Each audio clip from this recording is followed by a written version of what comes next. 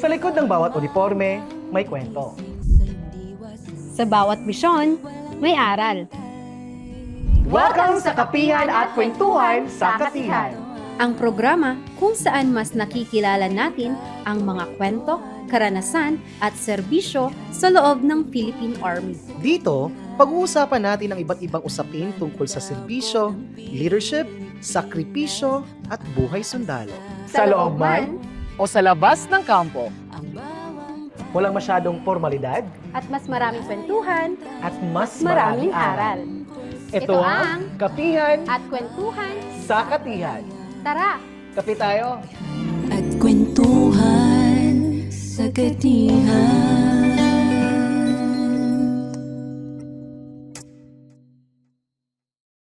At para sa una nating episode sa muli nating nilulunsad na programa, ang Kapihan at Kwentuhan sa Katihan or KKK, isang Independence Day special ang ating itatampok. Ang kwento ng isang magiting na veterano at living icon na si retired Major General Jose Joe Magno Jr. ay isang natatanging leader militar, veterano ng Vietnam War at isa sa mga kinikilalang tagapagtatag ng Philippine Army Special Forces. At kwento ng isang huwarang kabataang leader na nagpapakita ng kahusayan sa pamumuno, serbisyo at pagkamakabayan. Bilang kasalukuyang acting corps commander ng UP Diliman ROTC unit, ginagampanan niya ang mahalagang papel sa paghubog ng mga kabataang leader na handang maglingkod sa bayan. Siya ay isang third-year student ng University of the Philippines Diliman na kumukuha ng kursong Public Administration. Siya ay si Cadet Captain Timothy Frederick Ross G. Esguera, First Class. So ngayong umaga, nais ko pong i-introduce sa inyo ang ating mga bisita. Representante po ng dalawang henerasyon. Kasama po natin ngayon ang ating isang veterano and living icon po ng ating mga kasundaluhan. Kasama po natin si retired Major General Jose Joe Magno Jr. Palakpakan po natin. Kasama rin po natin ang isa pa nating panauhit na si Cadet Captain Timothy Esguera, ang UPROTC, ang bagong henerasyon na nais maglingkod sa ating bayan. Palakpakan po natin si Sir. Magiging magandang diskusyon to mga kapinates sapagkat ngayong araw talagang masasabi natin, kasama natin ang isang living icon. Sa edad niyang ito, kasama pa natin at maganda itong diskusyon ang ating talakayan sapagkat kanyang marerelate ang mga experiences niya before na pwede natin pagbigyan, para bang lessons learned na pwede natin makuha sa ating mga kasalukuyang mga henerasyon, lalong-lalo na ang kabataang Pilipino. May kasabihan ng taong di niya maalala pinanggalingan, maalala niya paano siyang punta sa puntahan. Yan ang importante dito sa kapihan na ito. Dapat makinig tayo, makadinig mga comment natin na ganito, then tanungin natin bakit nangyayari yan. Ang pagkatapos niyan, maski pagkatapos ng kapihan, pwede tayong mag-usap-usap. Continuation ng kapihan. Yan ang importante dito. Maraming tanong, and we are ready to answer that. So magandang umaga naman, sir. Salamat po sa bibigay ulit ng oras. Kasi talagang si Sir talaga ay suki ng civil military operations. Lahat ng ating mga activity at even outside, busy si Sir maging resource speaker sa mga activities na talagang hindi siya nagsasawang magbigay ng kanyang knowledge based sa kanyang mga na-experience before na kaya naging siyang isang living icon ng ating mga kasundaluhan. Kwentuhan tayo sa mga experiences. Unang-una na po, kasi nga, June 12, 1898, kung bakit meron tayong 120th Philippine Independence. Sir, General Joe Mag, sir, could you please tell us, sir, the humble beginnings niyo po, sir? Humble beginnings of myself, just like an ordinary civilian. Just like you, from di ako. Maliit na probinsya, maliit na bayan. Pero ang pangarap ko, makapag-aral lang sa scholar ng bayan. Bakit? Yan ang pangarap ng ibang mga kabataan kanan. tungtong lang ng paa sa University of the Philippines. Bakit UP? Kasi makita mo lahat yung mga leader dyan, nagawa yan, puro taga-UP. Kaya, siguro, kung matapos din ako, makakagawa rin yung kung nakikita mo nung pinag-aralan. So, nanggaling po kasi kayo sa Universidad ng Pilipinas. Sir, ano po ang nag-udyok sa inyo, sir, na sumali po sa ating maging parte po ng ating mga kasanduluhan? Sabi ng mga apo ko Lolo, we thought you're going to UP to be a lawyer. Paano din, after 4 years in UP, naging sundalo kayo? Ibang usapan yan. I answered the call for duty because the Philippines, Manila was threatened not by war, but by internal problems owing from the insurgency on people who refused to build their firearms and fight the government. These are the hukbalhap, which I'll talk to you later on. Magandang diskusyon, no? Kasi parang ano pa lang yun, umpisa pa lang yun ang ating talakayan, parang few of the parang important episodes ng buhay ng ating bisita. Yes, sir. So, ang kasama naman natin, sir, is galing din po siya ng UP Diliman. So, before Kuya El, di ba, bago tayo pumasok ng kolehiyo, is may mga organisasyon tayong sinasalihan. May LPS, NSTP, and ROTC. So, tanong ko lang sa iyo, Tim, bakit ROTC ang napili mo? Ako naman, ROTC ang pinili ko sa tatlong NSTP choices kasi nakita ko mas tumpak ang nation building sa training at yung programa ng ROTC in compared sa other NSTP. Dito, hindi mo lang nahuhubog ang kakayahan mo to be part of a community, yung pagkakaroon ng civic consciousness, kundi dito sa ROTC, yung individual mo, ang sarili mo ay nite-train. Nahuhubog ka sa mga iba't ibang leadership positions at nagiging mas kaya mong i-handle ang mga malalaking bagay, mga tao, lalo yung mga kadete natin. Kaya ROTC ang pinili kong programa. May dadagdag ko riyan. Panahon namin, pagpasok 1948, mandatory. Mandatory ang ROTC. Hindi ka pwede mag-enroll sa LA, Los Baños, and so if you do not pass ROTC. Kung ROTC, mag-training ka muna, then you get a certificate. This is to certify that he has finished the orientation of ROTC. That's the only time you are allowed to go to bidding, get your class card, lahat ganito. Kaya pa rin yun, hindi ka makapunta ron kung hindi ka galing sa ROTC. Mandatory yan. Ito ang iba kasi he had the choice. Bali, dahil bagong henerasyon ka na nais mag-business, kapag nakagraduate ka ba, sa tingin mo ba, makikita mo pa rin ang sarili mo na naglilingkod pa rin sa bayan natin?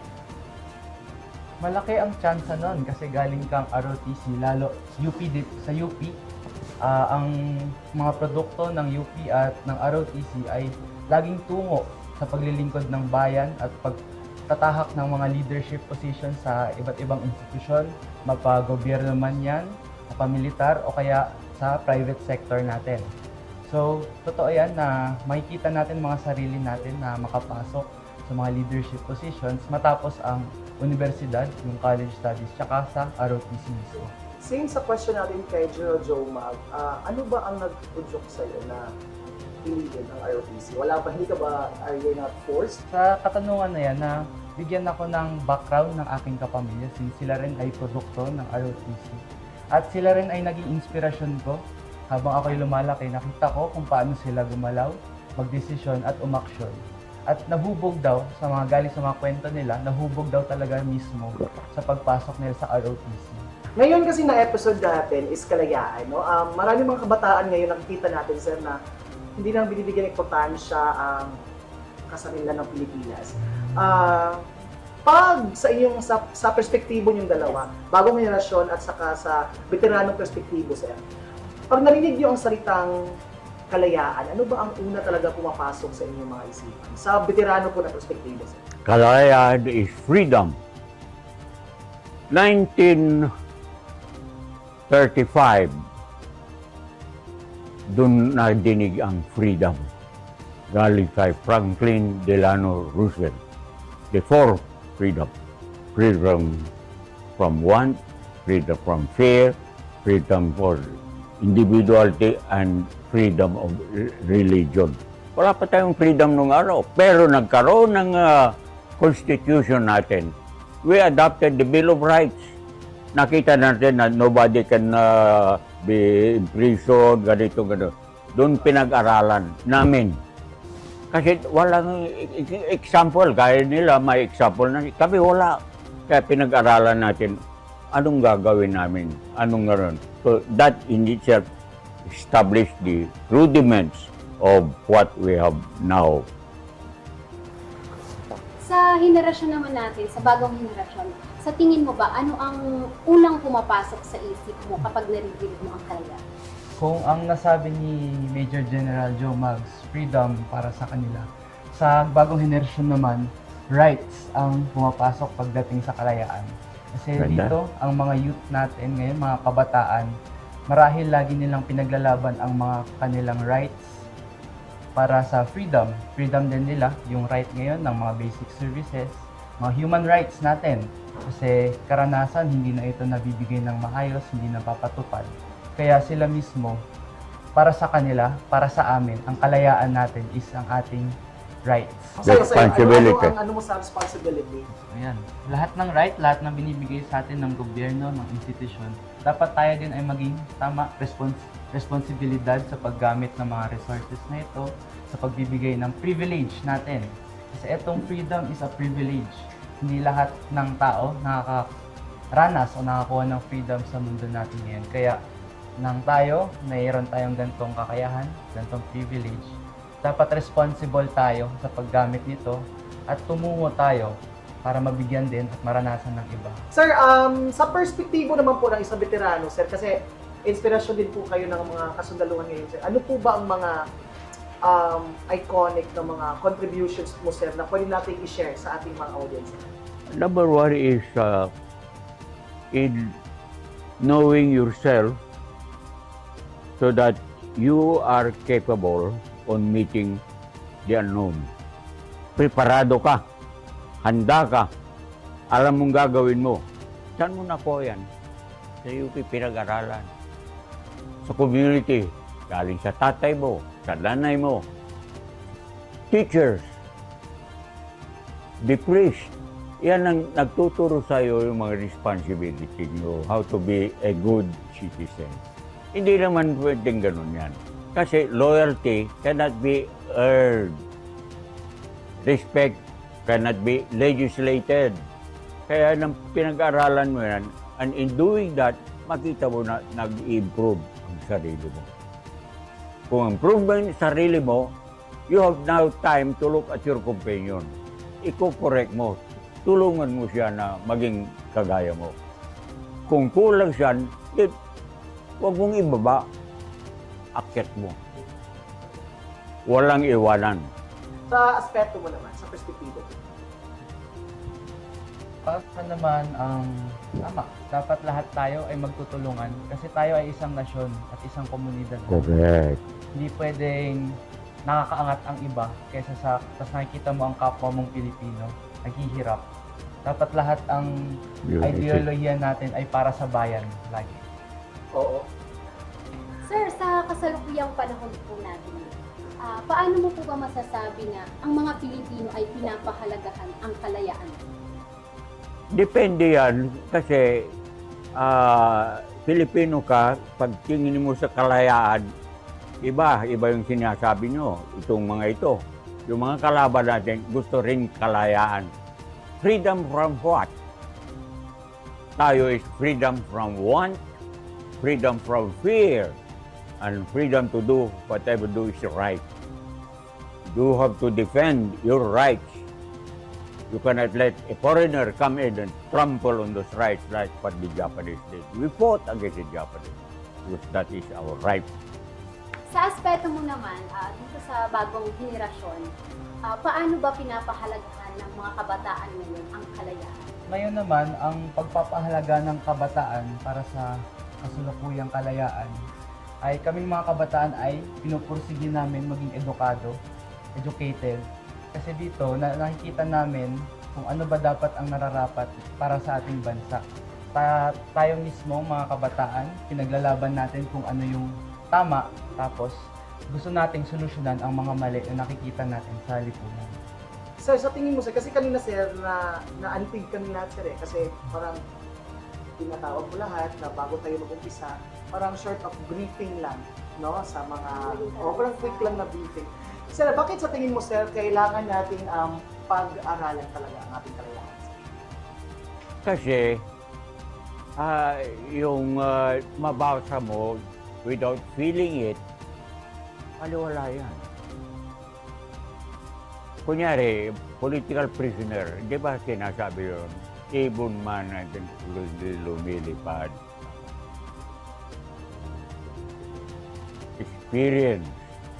If you have not experienced hunger, you can never experience satisfaction.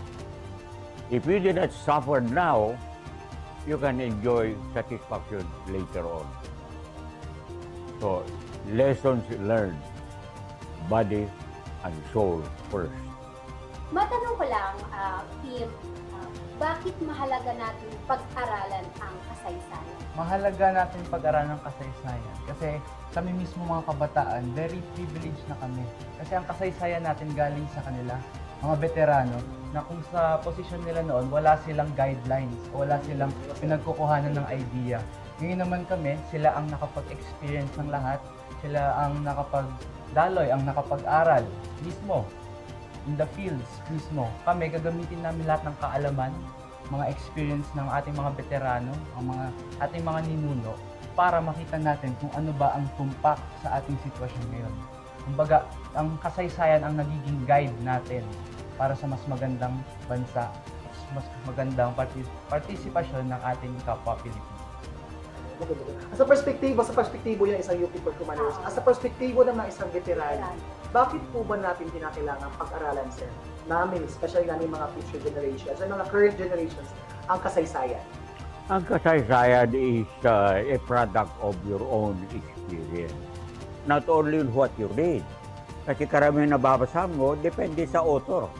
Kasaysayan from the American authors on the side. Kasaysayan on the other side, iba-ibang klase. But you are in the center, you can now determine kung alin ang applicable to you and applicable to others. You should be the power of discernment, of deciding which kasaysayan fits you.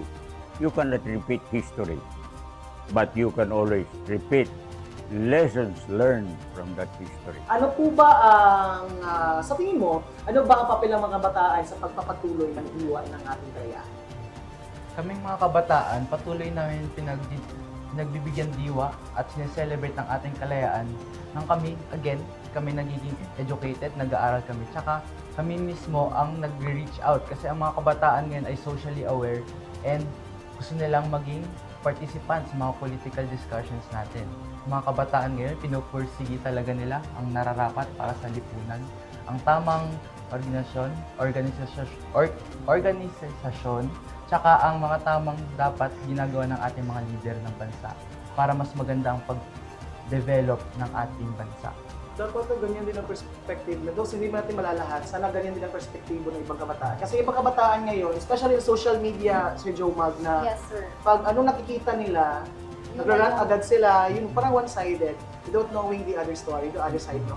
Dapat kasi, before ka walang fact-checking, so dapat, tinitingnan muna kung sino ang dapat ng paniwala. Pero sa internet kasi ngayon, mahirap maniwala kung sino ang nagsasabi ng totoo at ang nagsasabi ng hindi. So it's up to us, kasi minsan it's our, buhay natin mga kabataan, pag gusto natin talaga, kasi nga, we are, from freedom of speech, is ilalabas talaga namin. Without thinking, meron pala freedom of speech tayo.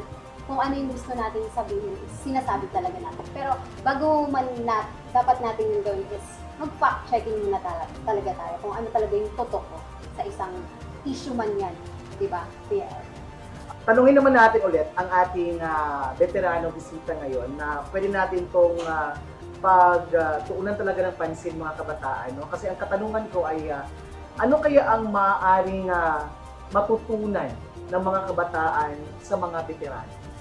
Pag-umpisa, yung mga lessons learned namin should go through the schools, should go through education, should go to history, so that it's not only from personal but from the records. Kung nandoon, they will appreciate why. Bakit ba pinatay si Rizal? Bakit ba na-problema si Bonifacio? History. But that is the only way they can understand. Kaya experiences namin has to be multiplier effect through the schools, through the community, through the clubs. That's what I mean. As of now, pinag-uusapan namin sa Special Forces, sa UP Vanguard, what are the origins of the what are the four freedoms and what are they? Base naman kasi sa mga naging kasagutan ng ating veteranong sundalo, sabi niya is lessons learned na pag-aaralan sa eskwelahan at mga experiences. So, how about you, Tim?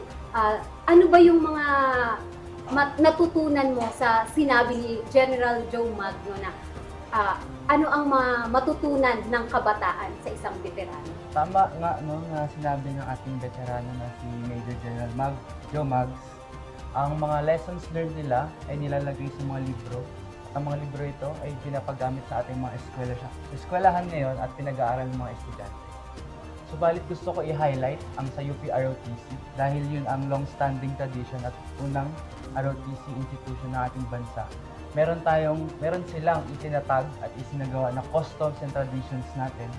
Dito pumapasok ang tenets ng UP ROTC, ang duty, well performed, honor untarnished, tsaka country above served. Sila mismo ang nagpakita, ating mga veterano na galing UP ROTC ang nagpakita ng tenets na yun at isinabuhay nila. Ikumpara naman natin sa University of the Philippines, Diliman, pareho lang din ang tenets nito, ang honor and excellence, tsaka and service to the nation. So kapag titignan natin na ang tenets ng UP ROTC at ang UP, pareho lang yan. Subalit ang ROTC ang nagbibigay ng plataforma o ng oportunidad para isabuhay ang mga ganitong kaalaman, mga tenets, para hindi lang siya kasabihan, kundi isinasagawa din, isinasabuhay din ng ito. Alam mo Ate Jen, talaga nag-complement ang ating mga bisita ngayon. Isang veterano, isang UP Corps Commander ng UP Vanguard ROTC. Isang bagong henerasyon. Since si General Joe Mag ay nag-share ng kanyang experiences sa kanyang kasaysayan, no? At ang ating namang si Cadet Captain Tim ay nag-share ng kanyang knowledge. Talagang literal na alam niya yung pinasukan niyang organisasyon kasi alam niya yung mga tenets at saka yung mga guiding principles kung bakit ito yung mga ina-practice natin sa ROTC sa UP Diliman. So, ang isusunod kong katanungan ay kasi parang isa tong futuristic na question. Ano ba ang ninanais niyo pong o ano ba ang uri ng Pilipinas ang ninanais pong makita sa susunod na mga panahon? Ang sinasabi ng Philippines should be at peace. But peace is not only the absence of war.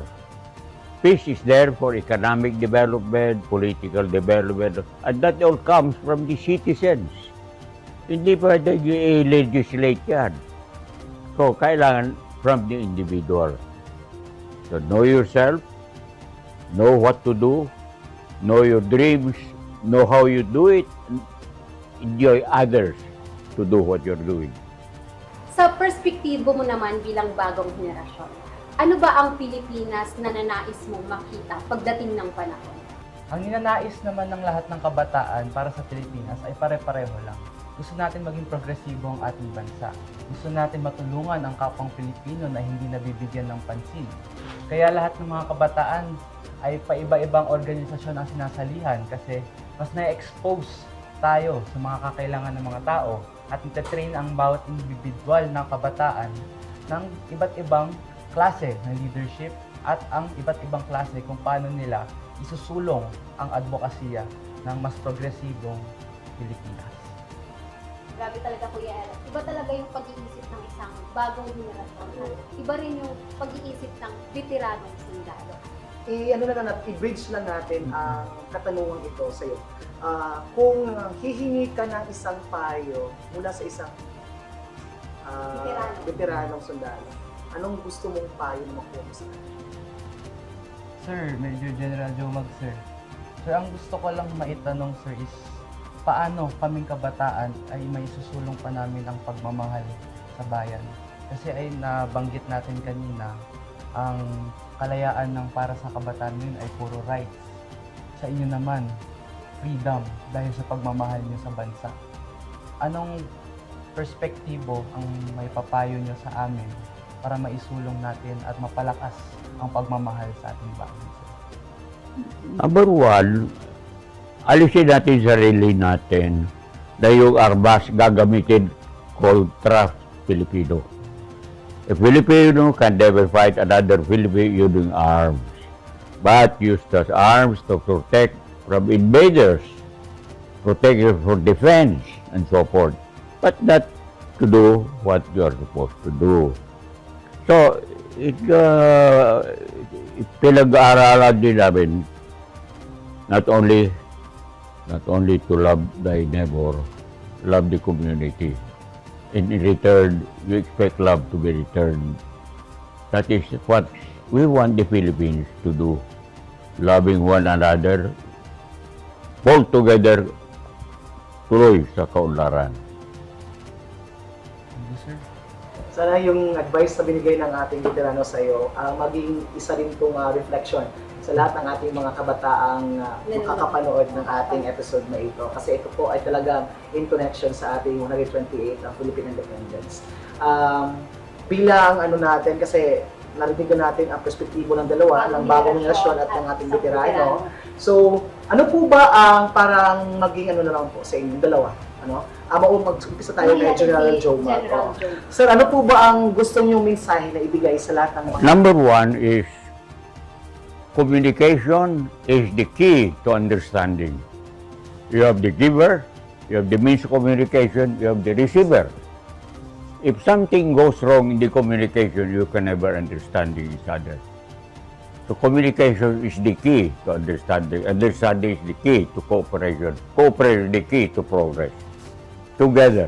Understanding, cooperation, and progress. Pero dapat meron talagang communication na How about naman sa perspective mo, Kim? Ang nais ko ay parating sa lahat ng kabataan ay maging edukado. Kasi sa edukasyon natin makukuha lahat ng mga ideya, lahat ng mga pamamaraan na galing sa experience ng ating mga veterano mismo, ating mga ninuno, kung ano ba dapat at paano natin isusulong ang ating bansa. Gusto ko rin iparating dito sa edukasyon na tayo mismo mga kabataan ay makakapag-set ng example kung ano ba ang nararapat na ugali, disposisyon, karakter na susulong natin na tayo mga kabataan ang magiging future na henerasyon ng leaders ng ating bansa. And we should always be informed, be educated, kasi nga, education is, sabi nga, always itong sinasabi na the only treasure that no one can steal from us. So, let's just be informed as always, kasi pag meron tayong kaalaman talaga, hindi tayo nalalayo, no? Hindi tayo na ng landas, kasi we are guided through education. At tama yung sinabi naman ni General Jomag na sana sa henerasyon ng mga bagong henerasyon, ilagay talaga yung mga experiences ng ating mga veterano, ng mga nauna sa atin, na dapat talaga yun ang magbigay ng lesson sa ating lahat para ma-appreciate natin ang ating bansa. Kaya Kuya El, sa lahat ng makakapanood ng episode na to, marami talaga kayong matututunan na mga experiences ng isang veterano at hinaing or perspektibo ng bagong henerasyon. Kaya naman sa ating mga susunod pa ng mga episode, dapat po abangan niyo po kami kasi marami po kami mga bisita na aming i-invite at i-interview din para po magbigay sa atin ng mga impormasyon na makakatulong po sa ating buhay. So ngayon, sa araw na ito, nasaksihan natin ang isang natatangi at makabuluhang pag-uusap ng dalawang henerasyon. Ito ay tungkulin ng kasalukuyan at pamana para sa kinabukasan. Muli ako po si Kuya 5L At ako naman si Jem, at ito ang Kapihan at Kwentuhan sa Kapihan.